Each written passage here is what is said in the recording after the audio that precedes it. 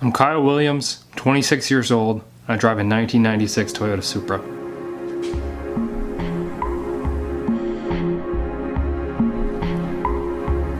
Many of you were with me through my lifetime Supra project build, where we replaced the engine, we hit roadblocks, made new friends, and ultimately set new personal records.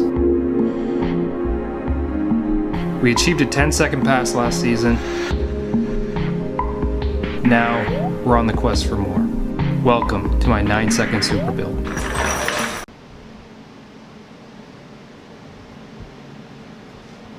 Alright, how's it going, guys? We're back for a new part. I do have to apologize in advance. The heater will be on quite frequently. It is minus 29 degrees Celsius, I believe, outside right now. This episode, we're going to take this engine apart. We're going to get down to the short block so we can take the head off and go get it decked, just to have good mating surfaces. I didn't get it decked the first time, and it started leaking a little tiny bit of oil out of the back of the head consistently through the season. It never got too bad, but it did get progressively worse. So we're gonna make sure we address that. We're gonna stick with the stock long block for this year and just see how far we can wind it out. Let's get building. Oh yeah, look, I got a new welder. As you guys seen in my last video, if you guys watched it. I do need to get a bottle for it, and that'll be soon. So let's get started. The wiring harness can come off.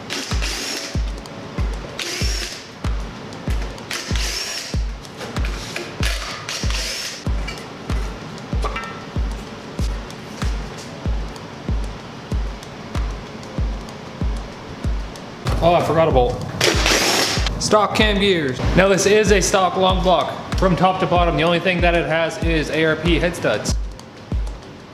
I'm a little turbo. Man, I don't know what all the good angles are. Maybe like here? It's a pretty good angle. Every Supra owner hates these clips.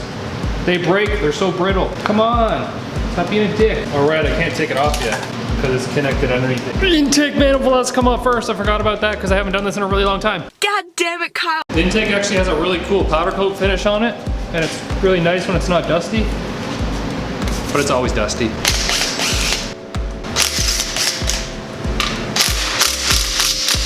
Oh, the wrong socket, the wrong spot.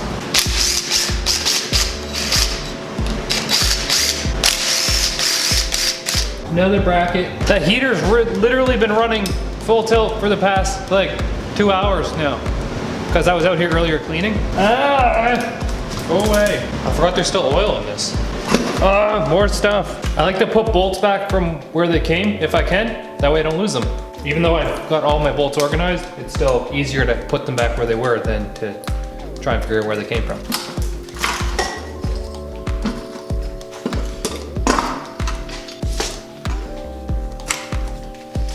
Yes. Yes.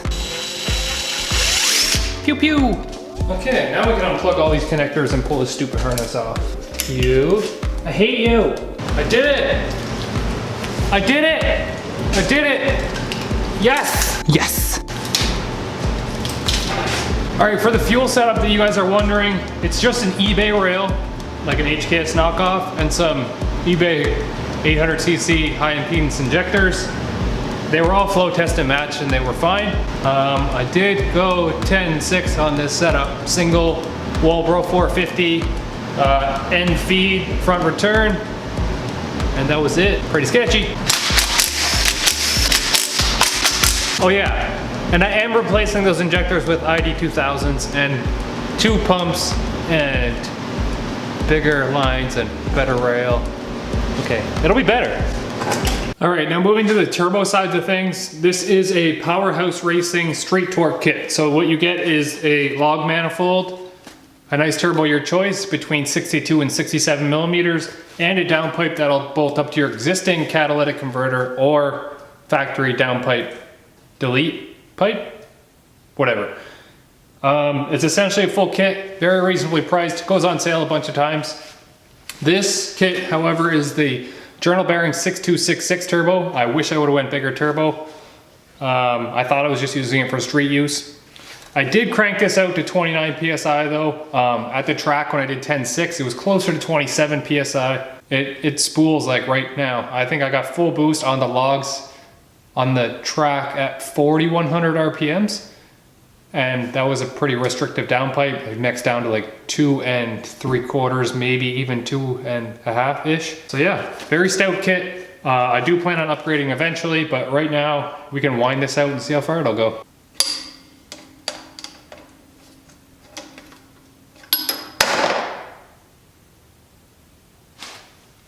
That landed in a bucket of oil. I don't plan on getting it. I should move this oil pan now.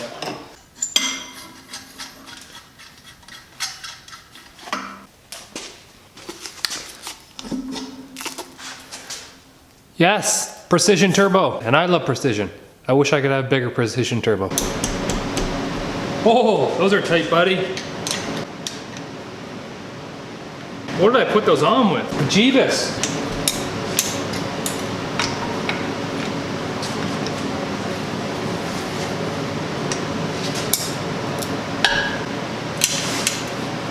Yeah, the extender majigger. And I dropped it. Ow, my finger. Ow, my finger again. I'm stupid, I keep putting my fingers in the way. Tile, 44 mil. 2JZ all the time. Like 1JZs. 2 of them. And now the water neck must come off, because you need to take that part off to get the rest of it off. Pew! Pew! Pew pew! I gotta take my cool packs out. Cool packs. This would be way more fun if Kent was here, because we could make jokes and America. I feel like those make better episodes because we make fun of each other all the time. Or I make fun of Kent and he kind of takes it, but he kind of make fun too because he's good at taking jokes. Working out my muscles. I think those are more fun. Okay, these can come out.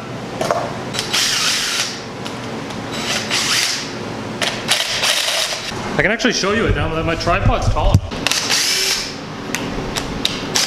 This fitting isn't permanent. I have another AN fitting to go there. Don't look at me like I'm crazy. Loser! Every time you go to pull the coil covers out, these little rubber pieces, like, they kind of distort into the studs and then they won't come out because the rubber pieces are they're holding onto the studs. So I have to actually manually spin off the little washer rubber piece. I'm really sorry about the heater. I can't help it that we live in Canadian land. America. America. America. Canadian land. We don't need a wall because no one wants to come here. It's too cold.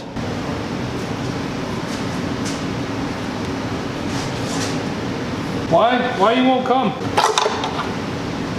Yes, stock cams. More stock cams. Yay, stock cams. I've made a horrible mistake. I can't take the cams out until I actually get the timing belt and stuff off the front. That was stupid. That was super dumb of me. I don't have any totes or any shelving space to put anything else, and I don't have any organizers for the 24 valves and like the buckets, because the shims and buckets are specifically for that cylinder and that position, because get the proper cam clean. Anyways, I'm not gonna continue today. I'm gonna go get some stuff and I'm gonna continue tomorrow because I still have 4 more days off. See you tomorrow. How do I turn this thing off? All right guys, if you made it this far, make sure you go down and give it a like. I don't think I've ever gotten like 200 likes on a video in the first week. So let's try and beat that. Come on, like. And then while you're down there, next to the subscribe button, there's like a bell notification, and you should click that too. That way you get notified every time I make a video. Come on, I know you guys like me. I got oil on my hoodie. Let's get started. Where's my gloves? I can't do this without gloves. I'm a pussy. I don't know where to start, so I'm gonna start right. I don't know where to start. Right here. I'm gonna start with these. Whee! Come on. This thing. Bullshit. Yahoo! I'll be surprised if this tool still works. I've used it like 90 times with the impact gun. It's only a cheap Amazon tool. It cost me like 20 bucks. This is so annoying. I broke the tool.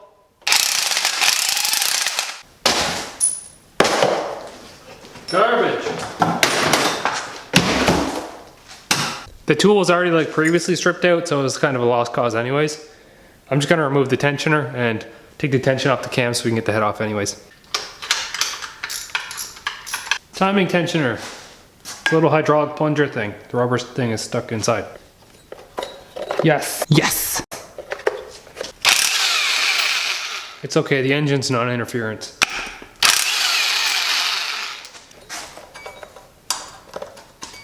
Now I can pull the cams out. I already had most of these bolts previously loose, so.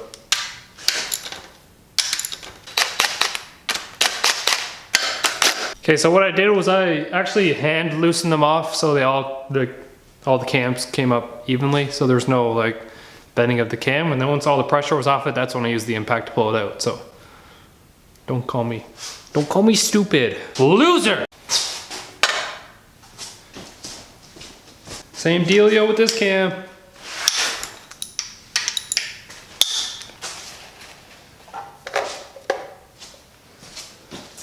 Yay! Yes! Alright, so we have our cam caps in here, and now our buckets and springs and stuff. They all are for their individual cylinders, so exhaust side, I'll go exhaust front, and then there's 12, so exhaust rear, and then 2, 3, intake front, intake rear. And that's how we'll organize them. That probably wasn't in focus.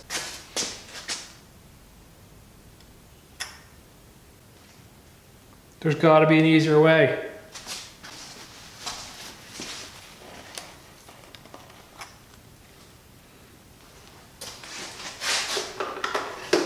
So these are called shim and bucket style because this is a bucket and this shim comes in different thicknesses.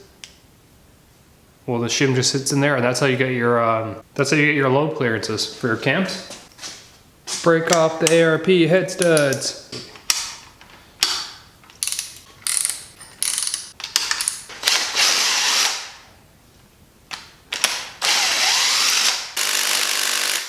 Picking up my nuts. That one came out as a stud. Now we're ready to pull it off. I'm gonna pull it off real quick. Lightning fast, because that's the way I do it.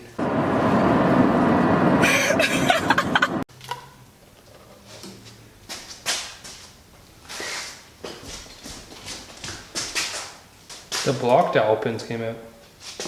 Yes!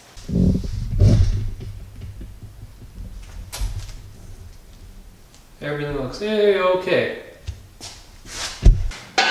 Alright, that's where we're going to end this episode. If you made it this far, please subscribe to the channel and give it a thumbs up. We're going for 200 thumbs ups. Or give it a thumbs down if you didn't like it, but if you made it this far, chances are you liked it. So thumbs up for me, and thumbs up for me again. America. Yeah, they have this new system where you don't get notifications on a video unless you click that little bell next to the subscribe button. Hit that too. I tried to make this episode a little bit longer than normal, just to try it out. I usually cap my videos around like 10-12 minutes just to keep them interesting. So I tried something new. This one might end up being a bit longer. I don't know, I didn't actually edit it yet, so I can't really say that it was longer or not. The head's gonna get away to get decked. I have a brand new head gasket. Everything looks good here. I'll probably freshen up the rest with head gasket. I mean, yeah, I'll freshen it all up with new head gaskets. God damn it, Kyle! I'll probably freshen it all up. It looks like the oil pan was leaking a little bit too, so I'll probably get around to that. Other than that, this is where we're gonna end this one. So, whoa, that was weird. I am the police. We're gonna end this episode right here. Peace easy. Love you guys.